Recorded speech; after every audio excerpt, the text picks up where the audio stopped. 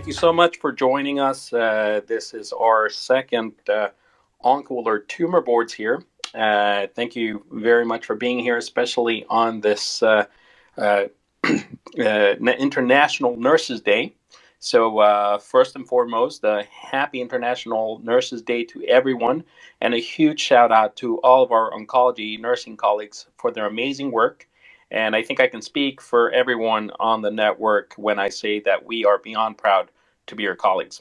So welcome, and today we are discussing a great case on breast cancer, and our expert faculty will guide us not only in the presentation of the case, but giving us specific insights in the medical oncology, the radiation oncology, and the patient perspective.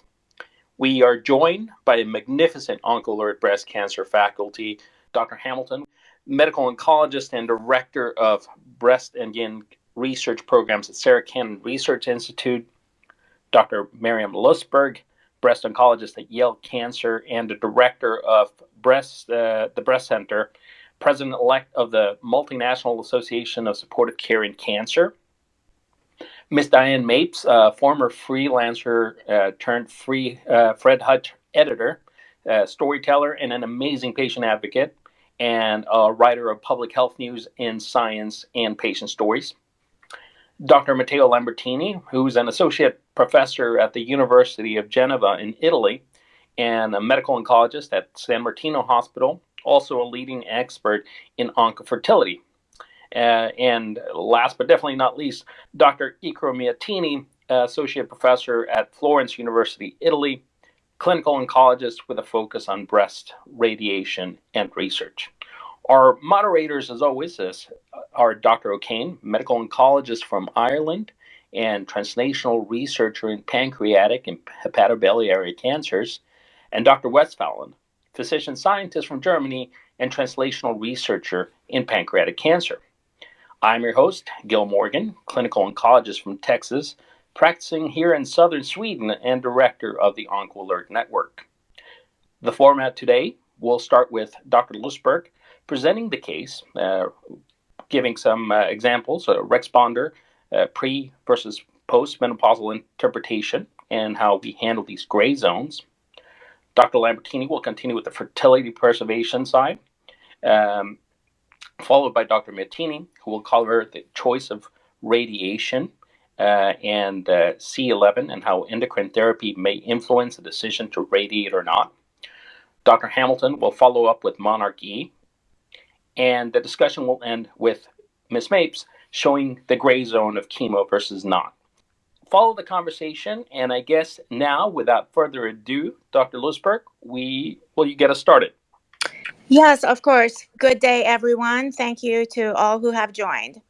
So the case that we will be discussing as a multidisciplinary team is of a 41-year-old female with no significant past medical history, presenting for breast medical consultation after a left breast lumpectomy and sentinel node evaluation.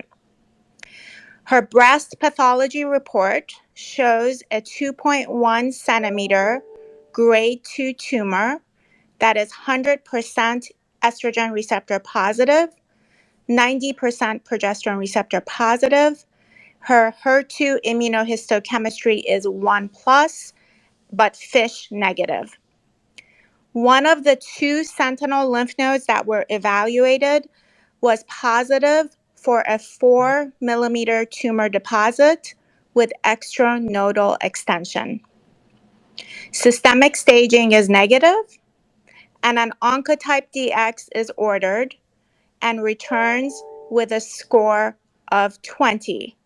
So in summary, you have a younger premenopausal woman with a node positive, strongly hormone receptor positive breast cancer with 1 positive node and an OncotypeDX recurrence score of 20.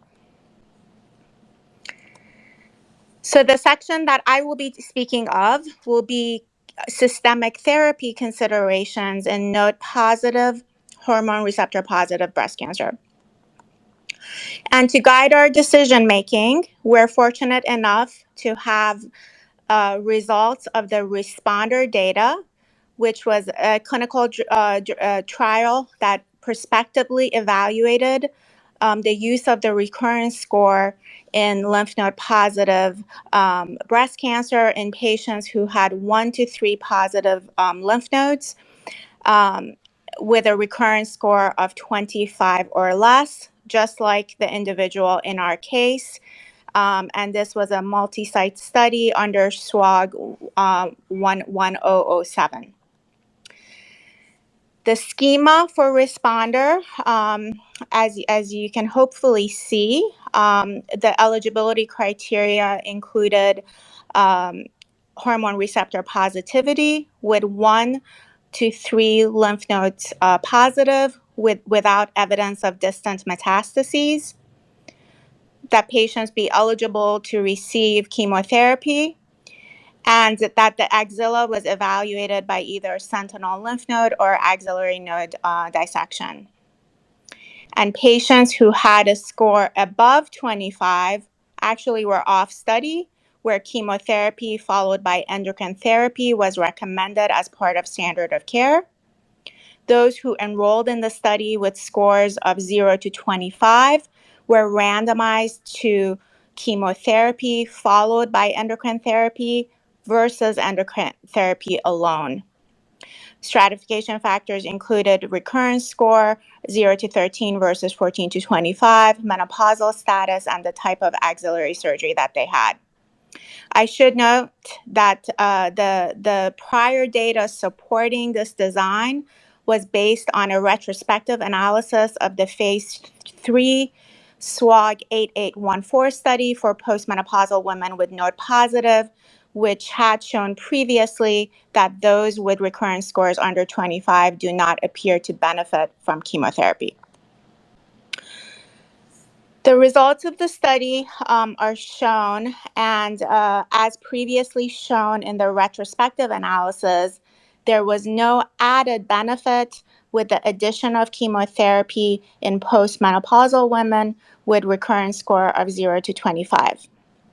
However, in premenopausal women, regardless of the recurrence score, there was a significant benefit to invasive disease-free survival and distant relapse-free survival, with the absolute chemotherapy benefit being close to 5%. So the takeaway points from the responder data is that the data have currently matured to a median follow-up of 6.1 years. And we can clearly see that there is no chemotherapy benefit in node-positive women with 1 to 3 positive nodes who are postmenopausal with recurrence scores of 0 to 25. However, the current data do show a benefit of chemotherapy in premenopausal women, regardless of the recurrence score. And so in this particular case, we have a node-positive premenopausal woman in her 40s with a recurrence score of 20. So in this particular case, chemotherapy would be advisable. I will add that there is ongoing debate in our field about how much of the benefit from chemotherapy is actually coming from chemotherapy itself, or is it from the ovarian suppression effect of chemotherapy. And this is not an answer that the responder is able to fully answer. However, I will say that exploratory analysis in premenopausal women in responder showed that there was improved disease-free survival in both arms in women who stopped having periods. So as a next step, future studies are being planned that will further help us decide whether ovarian suppression alone can replace chemotherapy benefit in premenopausal women. However, at this time, the data are supportive of systemic chemotherapy in this particular case. Thank you, and I'll stop talking here.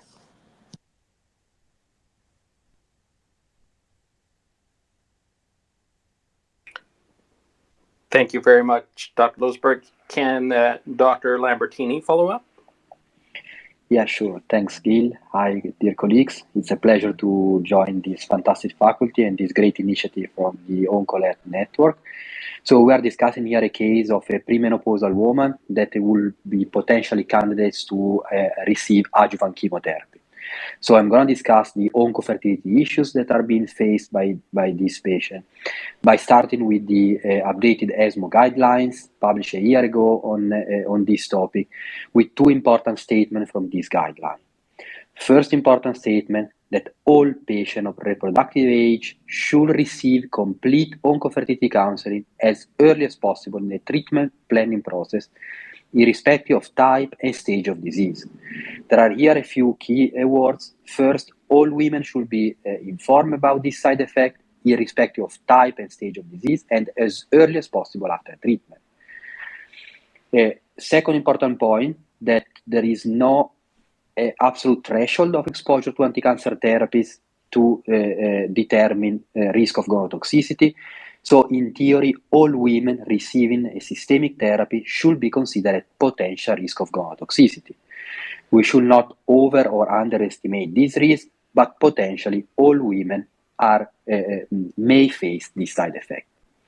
So what is the first important step of the oncofertility counseling is actually discussing the risk of gonotoxicity with the treatment we propose to our patient. The risk of gonotoxicity, if we look at the breast cancer regimens, is mostly dependent on two main key factors. The first one is the age of the patient at the time of treatment. So the older the age, the closer to the natural age of menopause, the higher the risk of developing this toxicity. The second is the use of chemotherapy and the type of chemotherapy to be used, with alkylating agents such as cyclophosphamide being associated with the highest risk. So in this specific case, we have a patient above the age of 40 years that will be candidates probably to adjuvant chemotherapy. If we go for a full course chemotherapy, anthracycline, cyclophosphamide, and taxane-based chemotherapy, we can estimate the risk of gonotoxicity to be quite high. Of course, this will be different if we decide to go, for example, for an anthracycline cyclophosphamide-free regimen with a taxane alone-based treatment. Second important step of the oncofertility counseling, so first is to inform the patient about the risk of the side effect, and then second, to propose to the patient the different available strategies that we have to counteract this side effect. We have two important questions to ask to our patient. The first is the interest in fertility preservation, meaning the interest in a potential future pregnancy.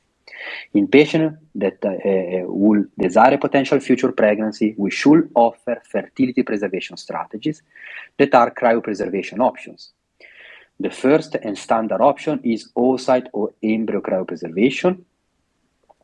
Oocyte or embryo cryopreservation should be considered as the first and standard option to be proposed to all patients that have at least 2 weeks available before initiating chemotherapy, so that have no urgent need to start chemotherapy.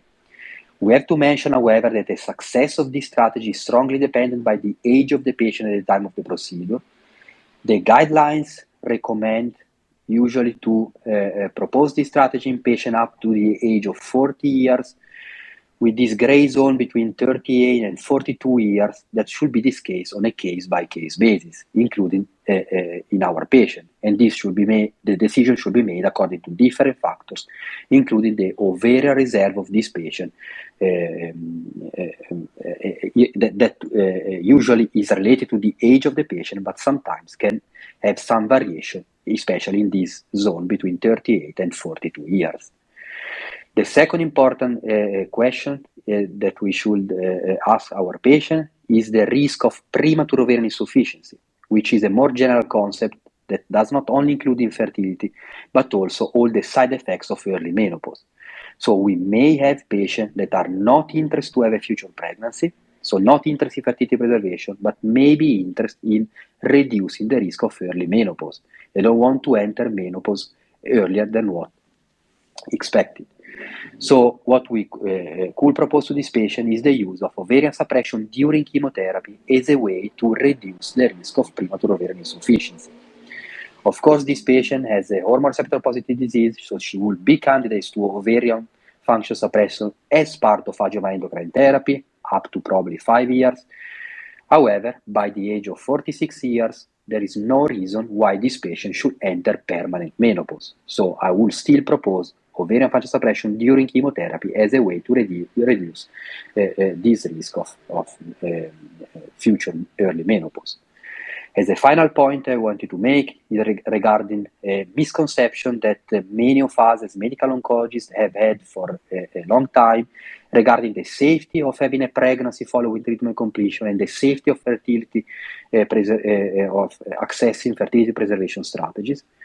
What we can say now, we have large meta-analysis, including several studies, highlighting the fact that having a pregnancy following treatment completion, proper treatment, proper period of follow-up should be considered safe for our patient. So patient should not be discouraged to try to have a pregnancy following appropriate treatment and period of follow-up. And the same applies to fertility preservation strategies received before initiating chemotherapy. We have still one unmet issue in this field, and we will probably hear a lot about this at the upcoming San Antonio Breast Cancer Symposium, hopefully when we hope to have the results of the positive trial that is investigating the safety of stopping endocrine therapy for a window of 2 years in patients like the case we are discussing that receive at least 1.5 years of adjuvant endocrine therapy. The study is looking at the safety of stopping treatment to have a pregnancy before moving back to endocrine therapy and completing the 5 to 10 years of adjuvant endocrine therapy. And with that, I will leave again the floor to Gil Morgan. Thank you very much, Dr. Lambertini. Now, following up, Dr. Meattini. Hi, everybody. Thank you very much for this really kind invitation. So here we are going to discuss the approach in terms of radiation therapy for this patient. I remind you that is a pre-menopausal patient with no significant past medical history, presents for breast medical oncology consultation after a left breast lumpectomy, so is a conservative surgery and Sentinel Node evaluation with a final path they show 2 centimeter grade 2 tumor with estrogen receptor positive, progesterone receptor positive, HER2 negative with 2 sentinel nodes positive and extranodal extension. So basically, this is a really debated point, starting from the 311 trial, as you know, randomized around less than 1,000 patients, and it's been published in 2011 and 2000 updated and 17, demonstrating that among patients with limited sentinel node metastatic breast cancer, patients enrolled T1, T2 with 1 to 2 sentinel nodes containing metastases, basically show that after breast conservation and systemic therapy, because patients receive 90% of cases of systemic therapy with chemotherapy, the use of sentinel node alone compared to axillary lymph node dissection did not result in inferior survival. However, this has been really a highly debated study due to the limitations, some bias, the mix of micro and macro metastases in the setting of the trial, and these patients should be considered for lymphadenectomy. But you had to consider also data that was added by the Amaros trial with more than 4,000 patients that's been evaluated for randomization to axillary lymph node dissection or axillary radiation therapy in case of a sentinel node biopsy. And as you know, these trials show an equivalence at 5 years and the updated in terms of DFS and overall survival. Basically, both treatments show excellent results and comparable axillary control with toxicity in favor of the radiation therapy arm.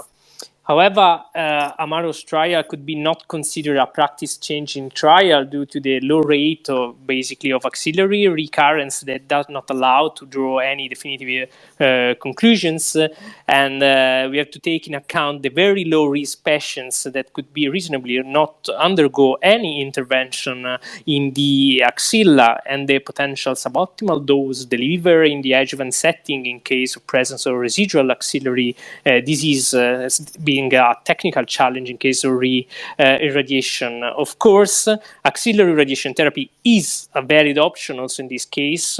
In case of no indication to axillary lymph node dissection, it represents one more option in the end of the oncologist. The main problem is based on the role of biology in all the trials that evaluated both the role of treatment, axillary dissection or radiation therapy, so ZU11 and Amaro's trial, but also the role of regional node irradiation. You know that we have got two main phase 3 trials, the MA20 and the ERTC 22922, and there's also the non-randomized Danish breast cancer group internally mammary node. All these studies basically lack data in terms of biology, estrogen receptor status, progesterone receptor status, basically calling for further research in terms of trials based on biology.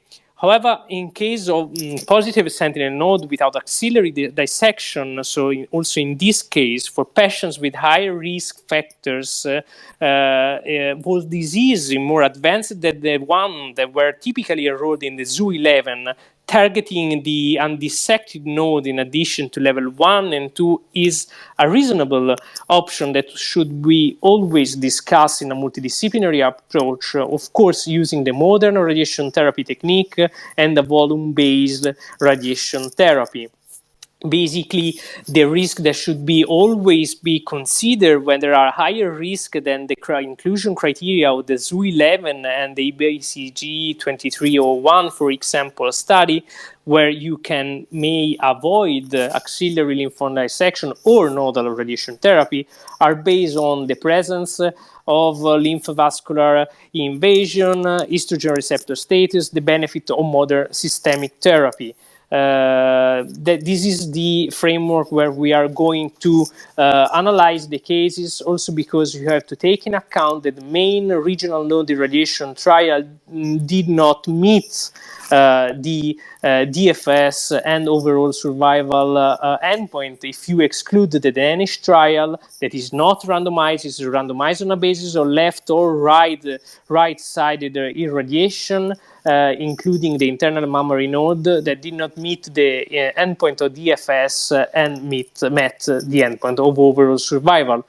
Basically, in conclusion, I, of course, will consider these premenopausal patients for further action on the axilla, also because it's present an extra nodal component. However, I would like to conclude that if you observe the 10-year overall survival rates in terms of sentinel node alone, axillary lymph node dissection groups, both in the ZU11 trial, were really comparable in the nodal irradiation group of the MA20. That's basically are 86 between 86 83% of rate, suggesting that the main of the ZU11 eligibility criteria identified a population that basically may not benefit from comprehensive nodal irradiation. Although nodal irradiation may, of course, be added in the management of some patients with node-positive tumors based on the evaluation of their overall risk profile, we can't consider the routine use of nodal irradiation for all patients with 1 or 2 sentinel node metastases managed with only sentinel node biopsies. A final comment on the role of the endocrine therapy. This is a case of a G2 tumor premenopausal candidate to receive endocrine therapy. Could be one reason more to avoid any further axillary treatment for this patient that will receive, of course, radiation therapy to the whole breast and tumor bed boost. Thank you.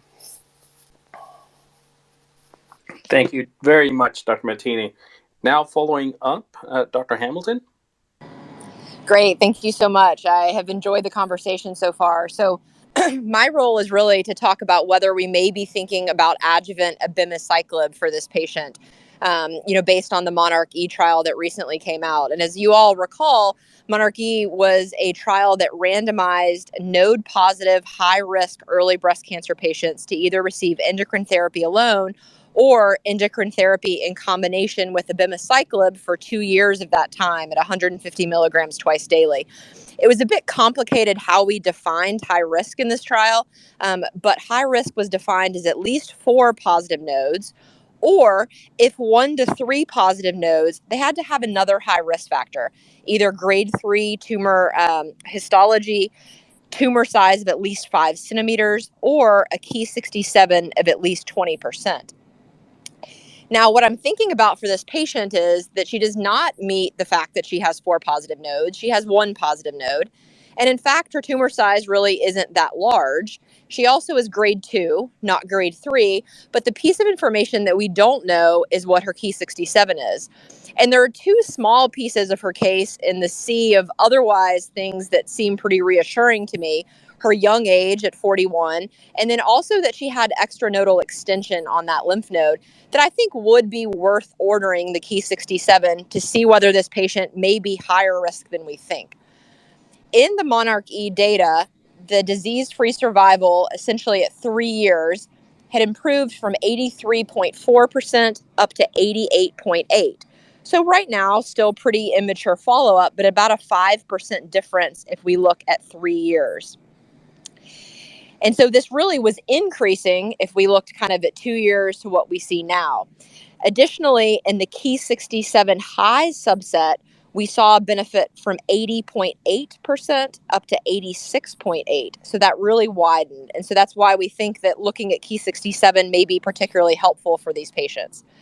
But as with anything else, just like the excellent conversation about chemotherapy, we really have to think about what is her actual benefit and is that benefit worth it? Any medication, certainly abemaciclib, they're not without side effects. And so the key adverse events within Monarch-E was diarrhea was the most common, a little over 80% of patients having at least some grade diarrhea. Luckily, with supportive care, grade 3 was rare at about 7.7%. But any patient that's had diarrhea can tell you that even grade 2 diarrhea can be significant and can impact quality of life. Additionally, we also saw about 40% fatigue on trial, very rare, less than 3% to be grade 3, as well as neutropenia, although it's not as common with abemaciclib as it is with the other CDK4/6 inhibitors, certainly can occur. And if we look at adverse events leading to dose reductions or holds on trial, diarrhea accounted for about 18% of that, neutropenia for about 10 to 15%, and fatigue for only about 4%. We have gotten better at managing the side effects of abemaciclib. We certainly make our patients have loperamide on hand, so if they do have diarrhea, they can quickly treat this at home before it becomes more of an issue. But I think that this is an important point for this patient. You know, there are multiple things that make us think that maybe she's a little bit on the lower end of the spectrum. I would, however, order the Ki-67 to help us quantify her risk. And if she does have a Ki-67 of over 20%, I think this is a patient that is young that I would have the conversation with. Thank you so much. Thank you very much, Dr. Hamilton. Ms. Mapes? Hi, Gil. Thank you so much, and sorry about the technical difficulties. I am honored to be asked to join this tumor board. I really appreciate you including the patient voice. So I have many, many questions about this case. One of my first questions, of course, is do we have the full picture? And in the details about the case, we did not hear whether she was a ductal patient or a lobular breast cancer patient. I'm lobular, so of course, my first concern is that we don't have the full picture. So I'm wondering, you know, we know that she's had a lumpectomy, and I'm wondering, has she ever had an MRI? Because if it is a lobular cancer, it can occur in the other breast. I think they refer to this as bilaterality. It's also known, it's how I became double whammied, is to have lobular in both breasts unexpectedly. So I'm wondering about the staging of this. And there was a study that came out of the Cleveland Clinic on lobular breast cancer and decision making, and they favored an MRI for accurate tumor staging, and to be able to tell if you have more than, a few lumps in one breast, or if you have tumors in both breasts. The other question that I have is, has she had genetic testing done? Because as Dr. Hamilton just said, 41 at diagnosis is just so very, very young. So it makes me suspicious that there might be something else going on. And then I'm also, with regard to the question on chemo versus no chemo, as the admin for a very large Facebook group for lobular breast cancer patients, I see women, struggle with this decision all the time, and it is a really tough individual decision. Chemo means, huge change in circumstances and the quality of life at a really key point in her life. So there's tons to decide. As discussed earlier, does she want to have fertility preservation? 41, she could still, want kids. If she doesn't have them, she could have many, many kids. And that means that a lot of pressure if she does go through with this chemotherapy, because you need to understand where she is in life. Does she have a family? Does she work full time? Does she have a partner? Is she single and dating? What is she going to need? Where is she in life? What is she going to need? Because if she's working full time and she has a bunch of kids and she has no partner, this is a different conversation and very different circumstances for her than somebody who has, doesn't work for a living, has a partner, has lots of resources and lots of support. So other questions, is she even able to share this news with her family and friends? Does she keep it on the down low? I mean, she's going to need support if she goes through this, if she goes through the chemotherapy, depending on her circumstances. I also wonder about her financial resources. Does she even have insurance to cover it?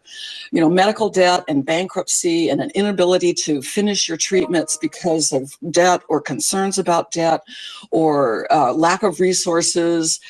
It's just a huge issue in the U.S., just because of our dysfunctional system that we have here. So, another huge question, can she even afford these proposed treatments? Will she be forced to stop short? Can she get financial navigation? Can she get patient navigation? Does she have, the ability to get to the clinic for the treatment and all of that? So as I said, many questions. Another huge one is, does she fully understand her risk? I see women debating this question a lot. And will she, if she doesn't do chemo, will she regret? Will she have regrets? Will she kick herself down the line and say, I didn't do everything I could to help myself?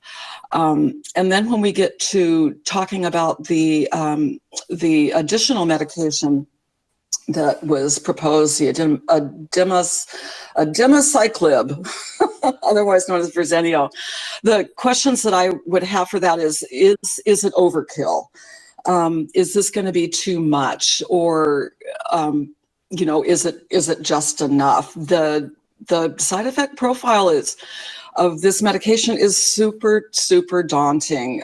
As Dr. Hamilton mentioned, the diarrhea, nausea, the white blood cells, red blood cells, platelets, liver issues, blood clots. Is she that high risk that you want to subject her to those side effects? The other question is that, does she need the full dose of that drug, or can it be tailored? There's a new initiative, or maybe not so new, but the Patient-Centered Dosing Initiative. It encourages conversations between oncologists and patients to discuss dosing. Now, this is particularly important in metastatic breast cancer, because metastatic breast cancer patients are on treatment for the rest of their life. And in this case, this woman is she's early stage, but it's still a really interesting discussion, this idea of patient-centered dosing. There's a website where you can learn more about it, therightdose.org, and there have been publications in the Journal of Clinical Oncology and the AACR journal presentations done at ASCO and AACR last year and this year. And I think Dr. Lustberg, I believe that you are actually on the scientific advisory board for this initiative, but they've done studies.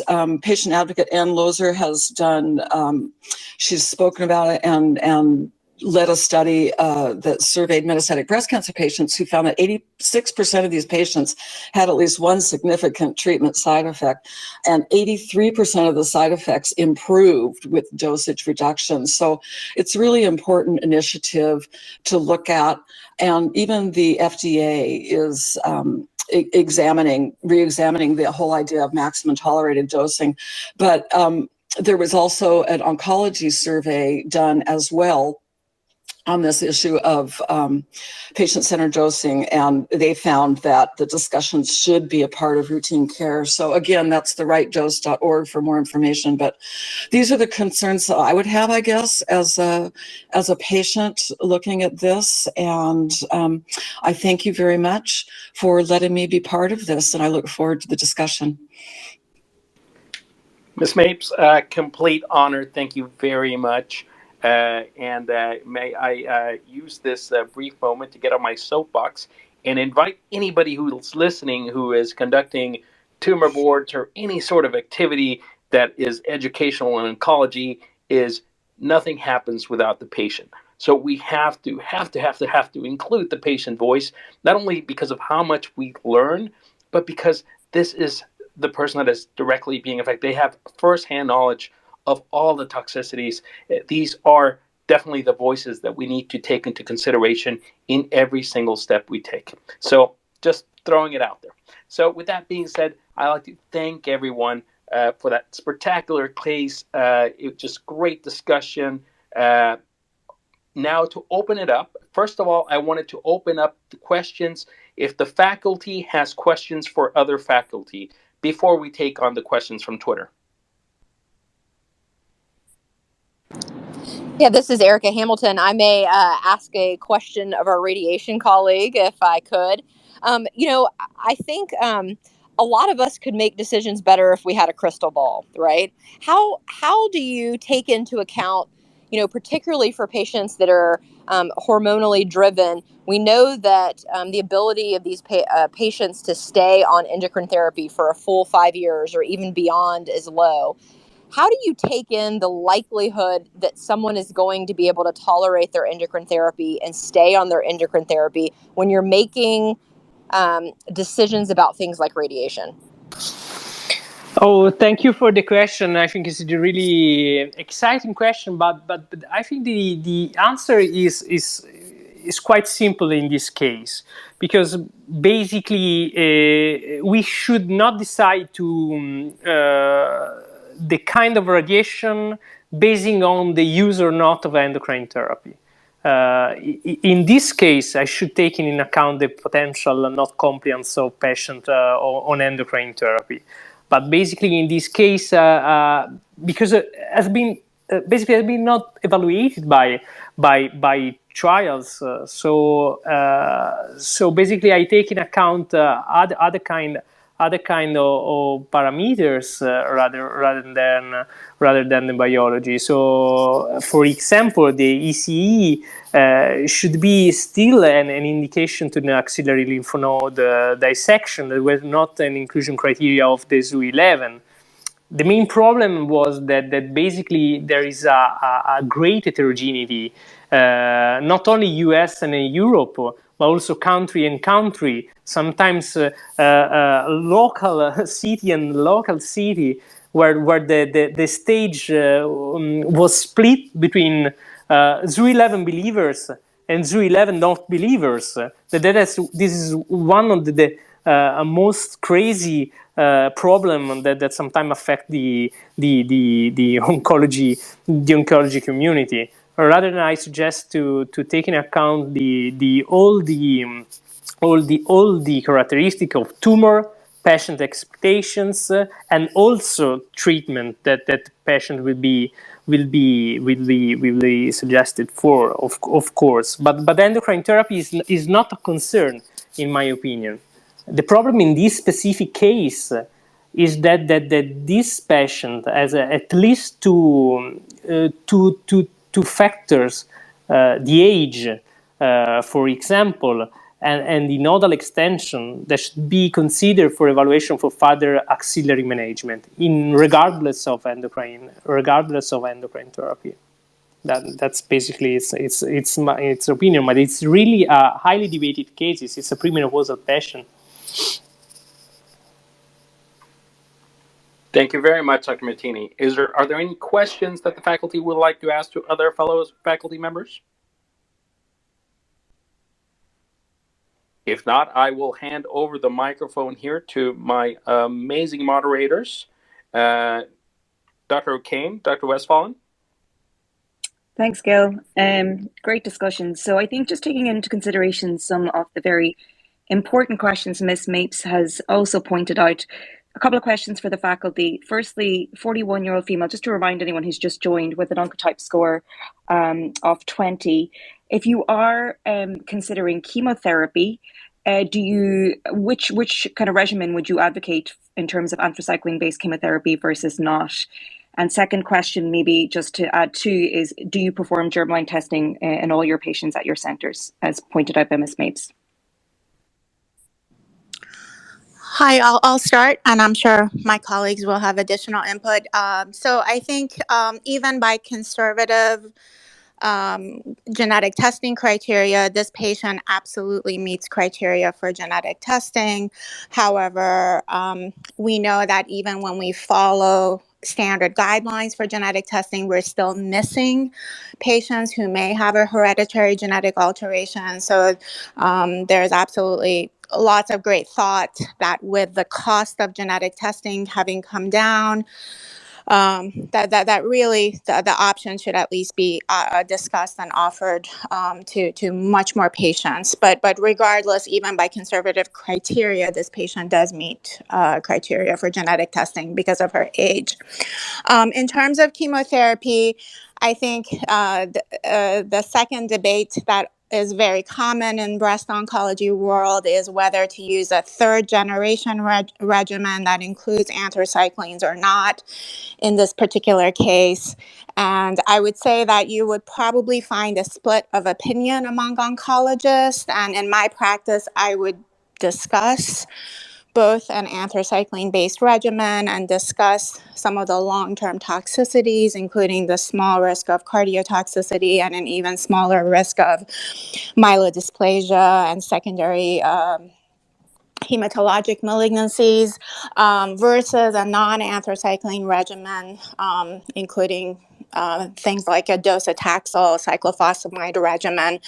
So in my practice, I tend to, in a node-positive premenopausal patient, as I discuss chemotherapy, I would discuss both regimens. The ABC compilation of data looked at the benefit of anthracyclines versus not in different stages of breast cancer, and certainly the benefit appears to be greatest in the triple negative node positive setting.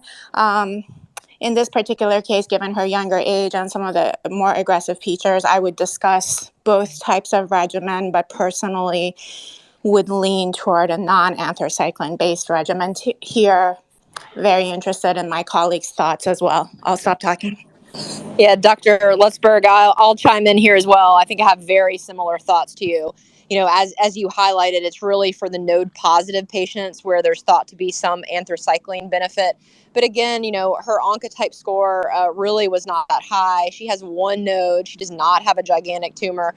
So I think in this patient that, you know, has a very long life to live in front of her, that I'm probably also thinking about non-anthracycline containing, but would discuss with the patient. If I can also add on this point, I think is as we are discussing, it's something quite controversial that we discuss often at our boards. I will probably, in this case, as well propose a more anthracycline-based regimen for a node-positive premenopausal woman. Like the other regimen that we have more data as discussed from the ABC data is a TC regimen ×6. And I remind that if in a premenopausal woman, 6 cycles of cyclophosphamide should be also discussed as an additional toxicity for the ovaries, for example. So something also to take into account in the counseling of the patient of an anthracycline versus non-anthracycline-based regimen. Just a comment on the type of anthracycline-based regimen that we will use.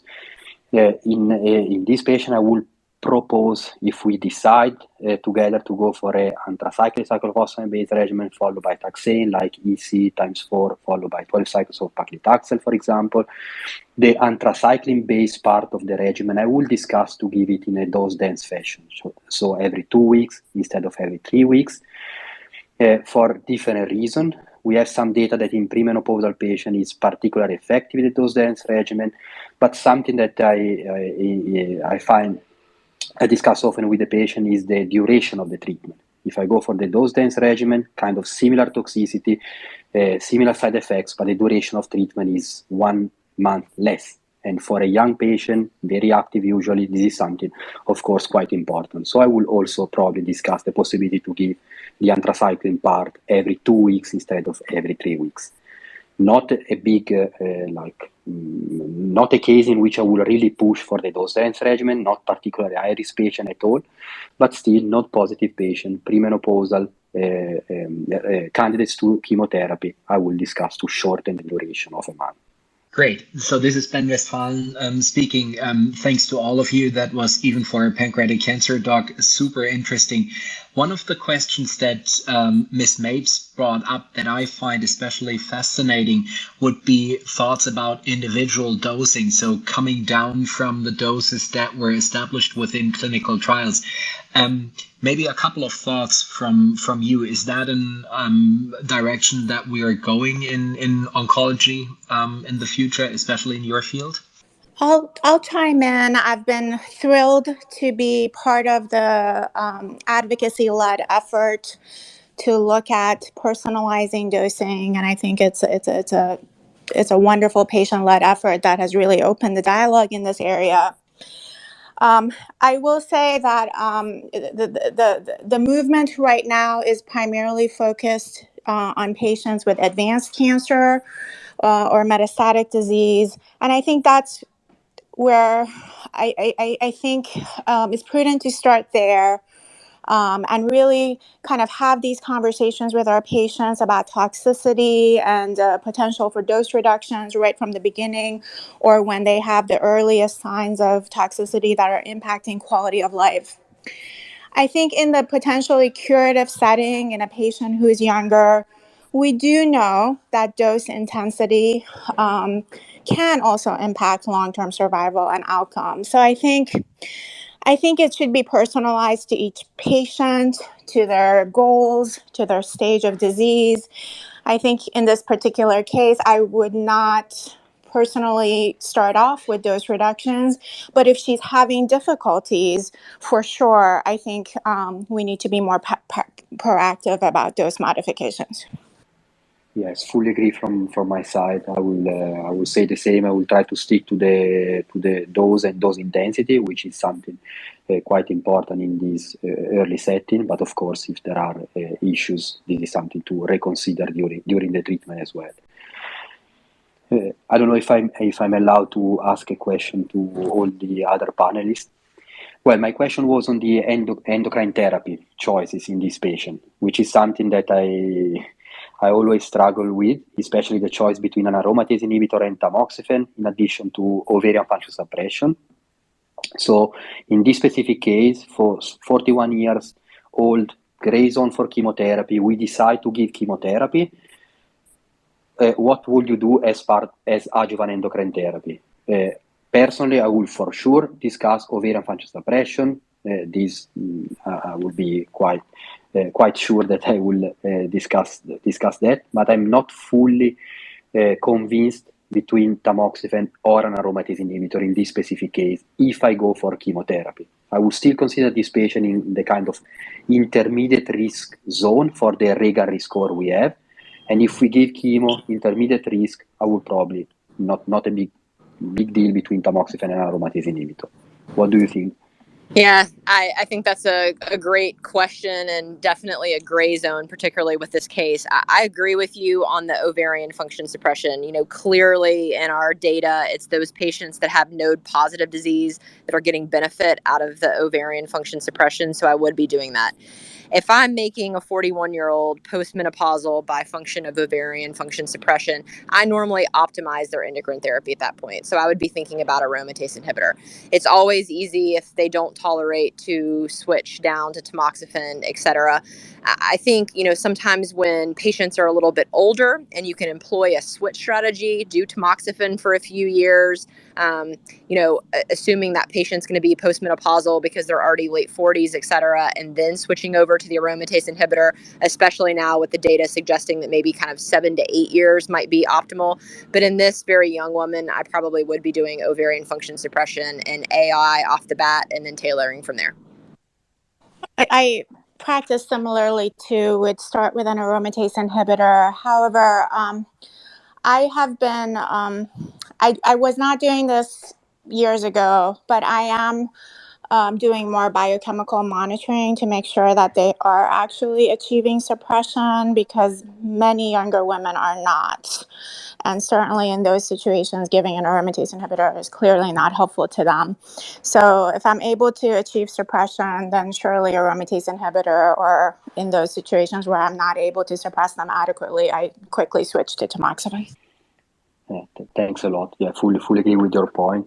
Maybe if I can add another question. Sorry about it, but I would be very interested to know your approach here. So if this patient received chemotherapy, and so we consider this patient candidates for ovarian function suppression, would you start it before initiating chemotherapy, or you wait the end of chemotherapy, you check menstrual function, estradiol level over the following months before deciding how to do with the OFS question? And here is kind of irrespective of the desire of the patient to preserve fertility or preserve ovarian function, maybe in the long term.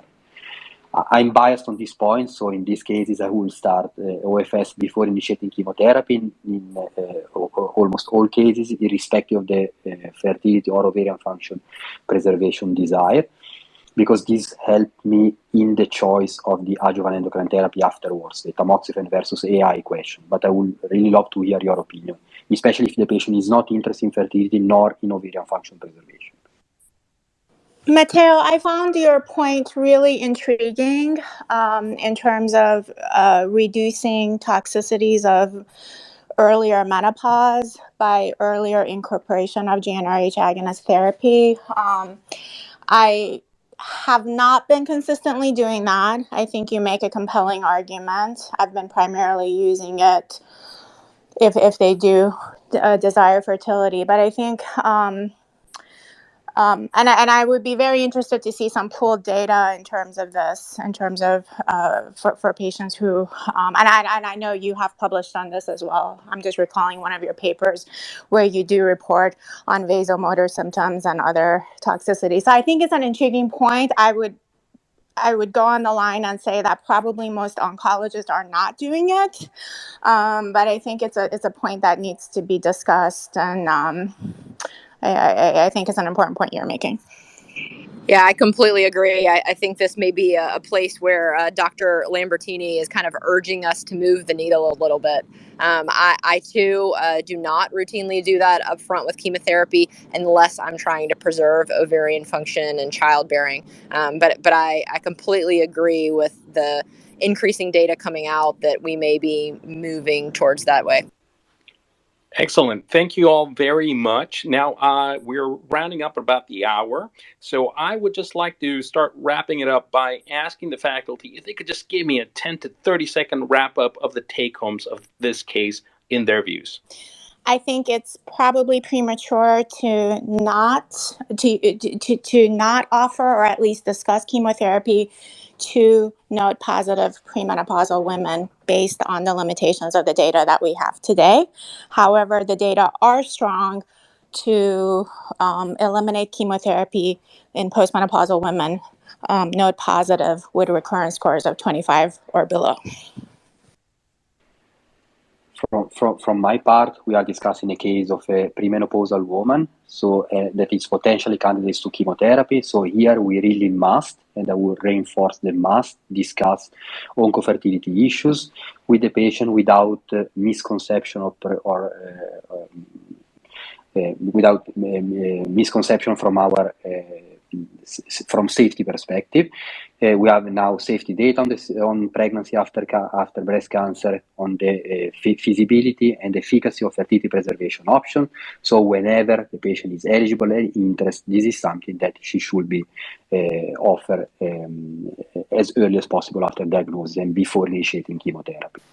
Concerning radiation therapy, three main messages in this case. The first one, I think that a one-size-fits-all approach does not work anymore in general, especially for radiation therapy that has been considered a white or black, yes or no strategy in the past. The second message, I think that tumor treatment patient characteristics together with patient expectations should be always considered basically in gray area, where I think that health-related quality of life together with outcome, of course, should be always considered to avoid over-treatment. Thank you.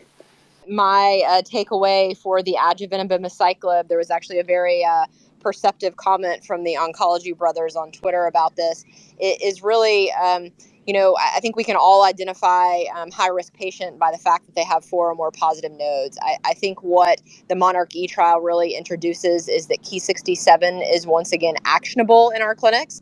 I remember when I was a fellow, we used to look at things like that to try to decide whether to give chemotherapy or not before we had risk prognostic assays, and really, at least for our hospital system, went away from that once we had those. So Ki-67 is actionable again, and this probably means we need to start having conversations with our pathologists about the fact that it is actionable, and also kind of increasingly look at inter-reader variability between Ki-67 and ask tougher questions like what is really the difference between 19 and 21%, et cetera. But something that we need to be ordering on our node-positive patients now and thinking about in terms of adjuvant abemaciclib. Thank you very much, Dr. Hamilton. And I guess that is a wrap for us. I'd like to thank everyone for joining us today. I'd like to thank our amazing faculty. I really can't thank our OncoAlert faculty enough, and our wonderful moderators for being here.